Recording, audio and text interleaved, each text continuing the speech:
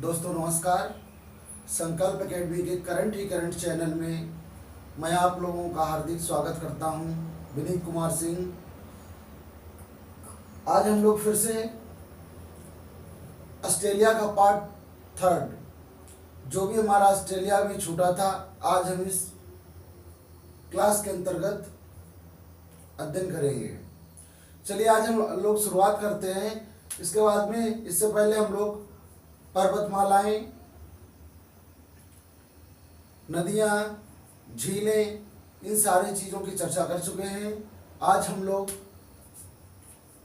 Australia के प्रमुख खनिज क्षेत्रों के बारे में अध्ययन करेंगे। देखिए, ऑस्ट्रेलिया में कौन कौन सी खनिज जो प्रमुख रूप से पाए जाते हैं उनके बारे में आज हम जानेंगे। तो इससे पहले हम लोग अल्फ्रा सागर, टॉरस की जलसंध, कोरल, बॉस की जलसंध, स्पेंसर की खाड़ी आदि चीज़ों के बारे में जान चुके हैं। इससे एक चीज़ हमारी अभी तक छूटी हुई है। यहाँ पर एक चट्टान पड़ती है, यहाँ पर एक चट्टान पड़ती है जो बहुत ही परीक्षाओं में पूछी जाती है, जिसका नाम है ग्रेट बैरियर रीफ। यह मूंगे की चट्टान है। हमसे कई बार परीक्षाओं में पूछी गई है कि ग्रेट बैरियर रीफ कैसी चट्टान है, तो मूंगे की चट्टान है। ठीक है, कई बार परीक्षाओं में पूछी जा चुकी है। इसके बाद में हम लोग बात करते हैं, ये ऑस्ट्रेलिया का केप यार्क प्रायद्वीप पड़ता है। इससे पहले वाली क्लास में हम लोगों ने ये जाना था। इसके बाद में एक क्षेत्र यहाँ पे पड़ता है। इस क्षेत्र को हम लोग बीपा या बाइपा के नाम से जानते हैं, जो बॉक्साइट के लिए फेमस है। जो किसके लिए प्रसिद्ध है? बॉक्साइट के लिए। जो बॉक्साइट के लिए जाना जाता है।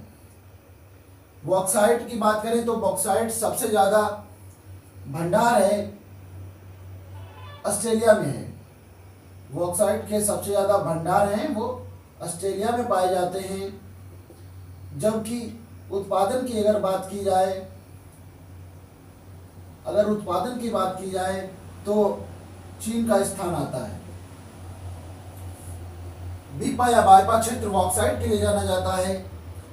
जो बॉक्साइट का ऑस्ट्रेलिया भंडारण में प्रथम स्थान रखता है। इसके बाद में उत्पादन में चीन का प्रथम स्थान है। फिर उसके बाद में एक हमारा यहीं पर क्षेत्र पड़ता है जिसका नाम है मैरी कैथलीन क्षेत्र। मैरी कैथलीन क्षेत्र यूरेनियम के लिए जाना जाता है। मैरी कैथलीन क्षेत्र यूरेनियम के लिए जाना जाता है। यूरेनियम की अगर बात की जाए तो ऑस्ट्रेलिया भंडारण में प्रथम स्थान रखता है। ऑस्ट्रेलिया भंडारण में प्रथम स्थान रखता है। जबकि उत्पादन की अगर बात की जाए तो उत्पादन में कनाडा का प्रथम स्थान है। एक क्षेत्र पड़ता है जिसका नाम है मैरी कैथलीन क्षेत्र, जो ऑस्ट्रेलिया में है। यह यूरेनियम के लिए जाना जाता है। किसके लिए जाना जाता है? यूरेनियम के लिए। यूरेनियम की बात की जाए तो ऑस्ट्रेलिया भंडारण में प्रथम स्थान रखता है और उत्पादन में कनाडा का प्रमुख स्थान है। इसके बाद में एक क्षेत्र हमारा यहाँ पे पड़ता है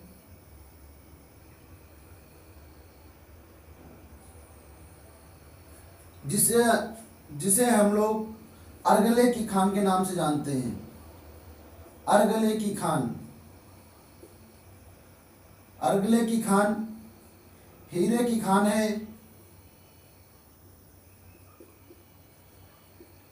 हीरे की खान है जो गुलाबी हीरे के लिए जानी जाती है। कई बार क्वेश्चन हमसे पूछा गया है कि गुलाबी हीरे की कौन सी खान है, तो वो है अर्गले की खान। उसके बाद में दो क्षेत्र हमारे यहाँ पे पड़ते हैं जो बहुत सोने के लिए प्रसिद्ध हैं, कई बार परीक्षाओं में क्वेश्चन भी पूछे गए हैं। इन क्षेत्रों का नाम है, दो खानें पड़ती हैं जिनका नाम है कालगारली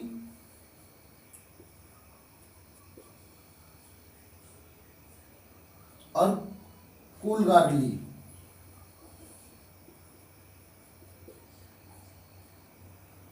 कालगारली और कूलगारली दो सोने की प्रमुख खाने हैं जो ऑस्ट्रेलिया की महत्वपूर्ण खाने हैं। तो हमसे क्वेश्चन में कई बार पूछा जाता है कि बताइए ऑस्ट्रेलिया की कौन सी खान है जिससे सोना निकाला जाता है।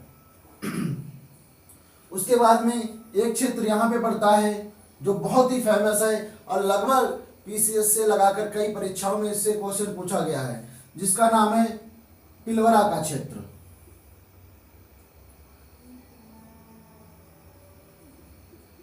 पिलवरा का क्षेत्र, पिलवरा की क्षेत्र की बात की जाए तो ये जाना जाता है लौह अयस्क के लिए। लौह अयस्क के लिए बात की जाए तो पिलवरा क्षेत्र लौह अयस्क के लिए जाना जाता है। पिलवरा को आप लोग बहुत ध्यान रखना क्योंकि पिलवरा कई बार परीक्षाओं में पूछा जा चुका है। इसके बाद में यहाँ पर पड़ता है ब्रोकन हिल्स। ब्रोकन हिल्स की बात की जाए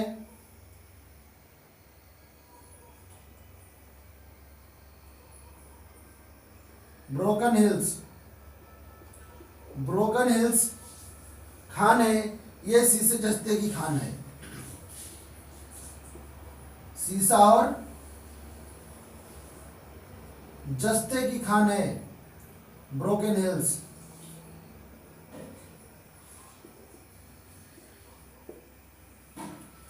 तो हम बात करते हैं इतने खनिज क्षेत्र हैं, ऑस्ट्रेलिया के इतने खनिज क्षेत्र हैं जिनसे खनिज निकाला जाता है। महत्वपूर्ण क्षेत्र हैं, इनको आप लोग ध्यान रखना। ग्रेट बैरियर रीफ, उसके बाद में जो पड़ता है बीपा या बायपाचेस बॉक्साइट, ऑस्ट्रेलिया के उत्पादन में प्रथम स्थान है। उसके बाद में मैरी कैथलीन क्षेत्र, ऑस्ट्रेलिया भंडारण में प्रथम स्थान। उत्पादन में कनाडा उत्तरी अमेरिका का देश है। उसके बाद में ब्रोकन हिल्स पड़ता है, ब्रोकन हिल्स में सीसा और जस्ता की खाने हैं। उसके बाद में दो प्रमुख सोने की खाने हैं, कूलगारली और कालगारली, दोनों सोने की खाने हैं। उसके बाद में जिसके जस्ट ऊपर पड़ता है अर्गले की खान। अर्गले की खान हीरे, गुलाबी हीरे के लिए जानी जाती है। इसके ऊपर जस्ट पड़ता है लौह अयस्क का क्षेत्र है, पिलवरा क्षेत्र, जो परीक्षाओं में बहुत अधिक बार पूछा जा चुका है। तो हमें इन क्षेत्रों का ध्यान रखना पड़ेगा। इसके बाद में ऑस्ट्रेलिया के बारे में कुछ और हम बात कर लेते हैं। यहाँ पर एक घास का मैदान पाया जाता है, एक घास का मैदान पाया जाता है जो शीतोष्ण घास का मैदान है, जिसको हम डाउन्स कहते हैं, जिसको हम डाउन्स कहते हैं। जैसे हम आप लोगों को एक बार पहले ही बता चुके हैं कि यह शीतोष्ण घास का मैदान है। जो भी कर्क रेखा के नीचे, जो भी क्षेत्र कर्क रेखा के ऊपर और मकर रेखा के नीचे होगा, जबकि मकर रेखा ऑस्ट्रेलिया के बीचों बीच से गुजरती है। मकर रेखा ऑस्ट्रेलिया के बीचों बीच से गुजरती है। मैंने कॉन्सेप्ट बताया था आपको, जो भी मकर रेखा से कोई भी घास का मैदान नीचे होगा तो वो होगा शीतोष्ण घास का मैदान, और या तो कर्क रेखा के ऊपर होगा तो होगा शीतोष्ण घास का मैदान। मकर रेखा और कर्क रेखा के बीच के क्षेत्र में कैसा क्षेत्र होता है? उष्णकटिबंधीय क्षेत्र। तो यहाँ पर शीतोष्ण घास का मैदान पूछा जाता है। अगर घासों की बात की जाए तो हमसे कितने प्रकार की घासें पूछी जाती हैं? सबसे पहले न्यूजीलैंड में पड़ता है कैंटरबरी।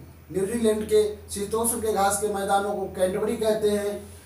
ऑस्ट्रेलिया के शीतोष्ण घास के मैदानों को डाउन्स कहते हैं। अफ्रीका के घास के मैदानों को वेल्ड्स कहते हैं। अर्जेंटीना के शीतोष्ण घास के मैदानों को पंपास कहते हैं। उत्तरी अमेरिका की बात की जाए तो उत्तरी अमेरिका के घास के मैदानों को प्रेरीज कहते हैं। यूरोप की बात की जाए तो यूरोप में एक पड़ता है आपका स्थान हंगरी। हंगरी में एक घास पाई जाती है। उसके बाद में पूरे यूरोप की अगर बात की जाए तो एक घास है जिसका नाम है स्टेपी। तो इतनी हमारी प्रमुख घासें हैं। इन घासों से कहीं न कहीं इतनी घास के मैदान हैं, कहीं न कहीं इनसे हमारे क्वेश्चन पूछे जाते हैं।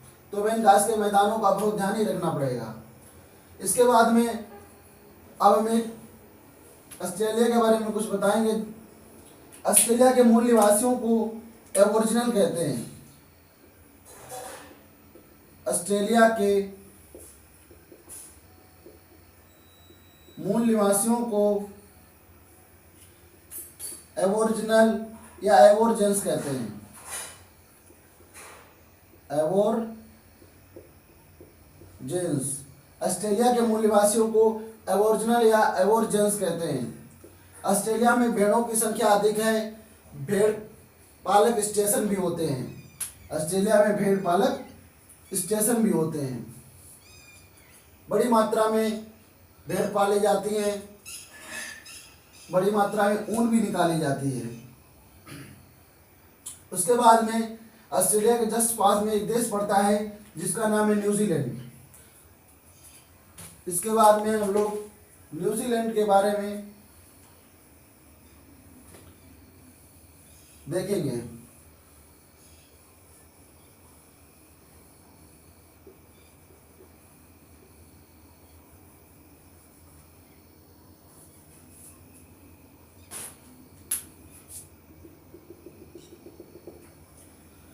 ऑस्ट्रेलिया के जस्ट पास में हमारा पड़ता है तस्मान सागर।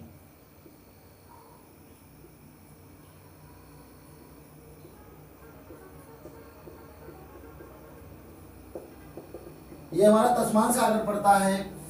तस्मान सागर के जस्ट उस तरफ दिखाई देता है न्यूजीलैंड।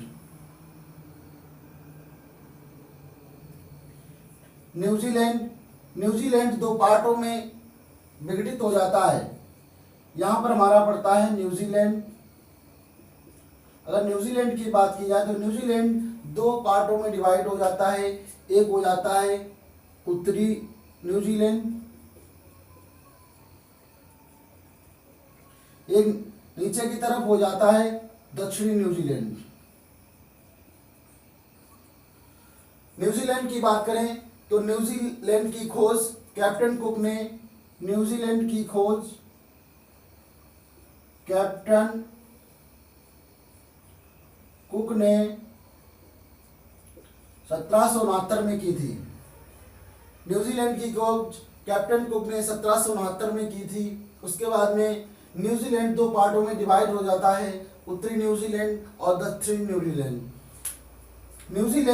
उत्तरी न्यूजीलैंड और दक्षिणी न्यूजीलैंड के बीच में एक जलसंधि पड़ती है जिसका नाम है कुक जलसंधि। कुक जलसंधि कई बार पूछी जाती है। कुक जलसंधि किसके किसके बीच में पड़ती है? तो उत्तरी न्यूजीलैंड और दक्षिणी न्यूजीलैंड के बीच में पड़ती है कुक जलसंधि। उसके बाद में यहाँ पर न्यूजीलैंड की राजधानी वेलिंगटन पड़ती है। न्यूजीलैंड की राजधानी वेलिंगटन। अब बात की जाए, यहीं से एक हमारा क्वेश्चन और भी उठ जाता है कि अगर पूछा जाए विश्व की सबसे दक्षिणतम राजधानी, अगर बात की जाए विश्व की सबसे दक्षिणतम राजधानी तो वो आती है वेलिंगटन। दो क्वेश्चन यहाँ से बनते हैं। अगर जैसे हम आपसे क्वेश्चन पूछ देता है कि बताइए विश्व की सबसे दक्षिणतम राजधानी कौन सी है, तो वो हमारी होगी वेलिंगटन। इसके बाद में अगर हमसे पूछ देता है कि बताइए विश्व की सबसे उत्तरतम राजधानी कौन सी है, तो हमारी यूरोप के जस्ट ऊपर पड़ता है आइसलैंड। आइसलैंड की राजधानी रिजविक सबसे हमारी उत्तरतम राजधानी है, जबकि न्यूजीलैंड की राजधानी वेलिंगटन सबसे दक्षिणतम राजधानी है। उसके बाद में न्यूजीलैंड का एक नगर पड़ता है ऑकलैंड।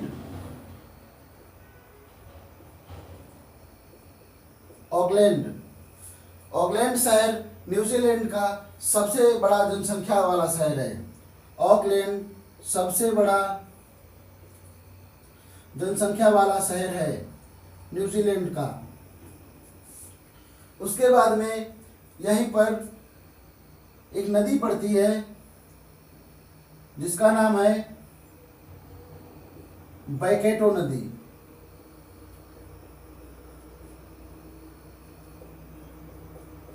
वैकेटो नदी न्यूजीलैंड की सबसे बड़ी नदी है। अगर वैकेटो नदी की बात की जाती है तो वो न्यूजीलैंड की सबसे बड़ी नदी है जिसका नाम है वैकेटो नदी।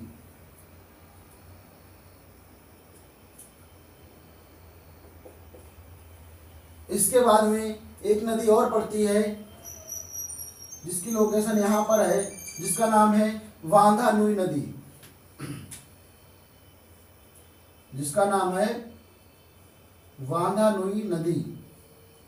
वांधा नुई नदी की बात की जाए तो न्यूजीलैंड की सबसे पवित्र नदी है। वांधा नुई नदी न्यूजीलैंड की सबसे पवित्र नदी है। न्यूजीलैंड के संसद के द्वारा इस नदी को जीवित संस्था घोषित किया गया है। न्यूजीलैंड के संसद के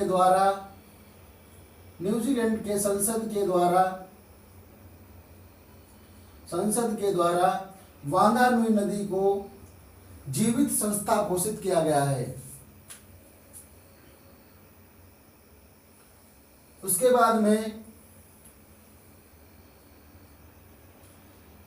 यहाँ पर एक पर्वत श्रृंखला पड़ती है जिसका नाम है दक्षिणी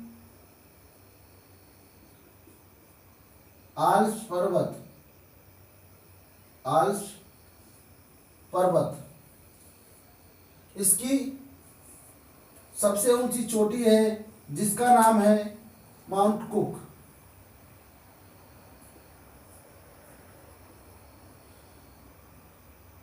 दक्षिणी आल्प्स पड़ती है दक्षिणी न्यूजीलैंड में, जिसमें सबसे ऊंची चोटी का नाम है माउंट कुक। तो जैसे कैप्टन कुक ने इसकी खोज की थी न्यूजीलैंड के, तो उन्हीं के अनुसार, उन्हीं के नाम के अनुसार कई चीज़ें, कुक जलसंधि भी यहाँ पर स्थित है। उसके बाद में कुक सबसे ऊंची चोटी भी यहीं पर स्थित है।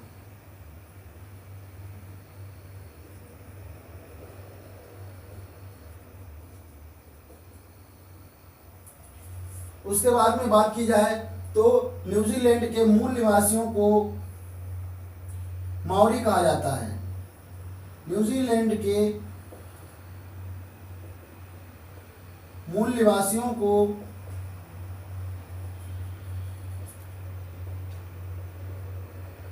माओरी कहा जाता है। न्यूजीलैंड के मूल निवासियों को माओरी कहा जाता है, जबकि न्यूजीलैंड के शीतोष्ण घास के मैदानों को कैंटरबरी कहा जाता है। न्यूजीलैंड के घास के मैदानों को शीतोष्ण घास मैदानों को कैंटरबरी कहा जाता है। कैंटरबरी कहा जाता है।